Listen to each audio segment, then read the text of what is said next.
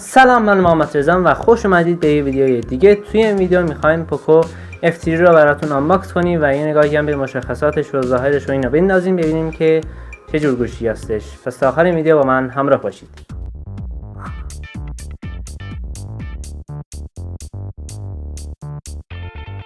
خب قبل از اینکه بریم سراغ ادامه ویدیو حتما چنل رو از اینجا سابسکرایب کنید، اون زنگوله بغلش هم بزنید، این ویدیو رو حتما لایک کنید و بزنم بریم.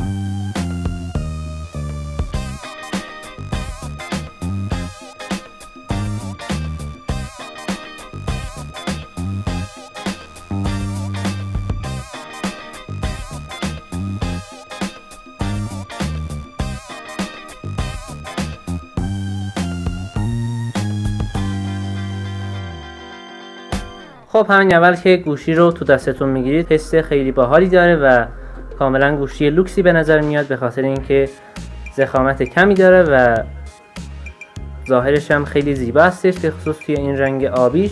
رنگ های دیگهش به نظرم جالب نیستن و همین رنگش که خیلی هم خاصه باحال‌تره از اون دوتا رنگش. و حالا بریم سراغ فریم دستگاه که توی سمت راستش دکمه پاور با کمال زیاد کردن صدا رو داریم که دوباره حس کردن انگشت روی دکمه پاور هستش، مثل همه گوشی‌های شیائومی که الان دارن عرضه میشن. و توی سمت پایینش هم درگاه تایپ سی، درگاه سیم کارت ها، میکروفون و اسپیکر رو می‌بینیم. سمت بالاش هم میکروفون، درگاه آیار بلاستر و اسپیکر رو می‌بینیم دیگه. و توی سمت چپش هم خبری از چیز خاصی نیست.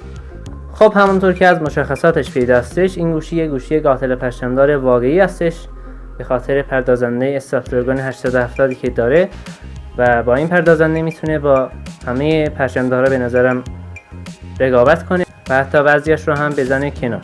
و همین دیگه، این بود از آنباکس و نگاه اولیه به گوشی پوکو F3. امیدوارم که خوشتون اومده باشه. ممنونم که ویدیو رو تا آخر تماشا کردید. حتما چنل رو از اینجا سابسکرایب کنید، اون زنگوله بغلش هم بزنید. بعد یکی دو هفته هم بررسی کاملش رو براتون آماده میکنیم. پس تا یه ویدیو دیگه پیس اوت.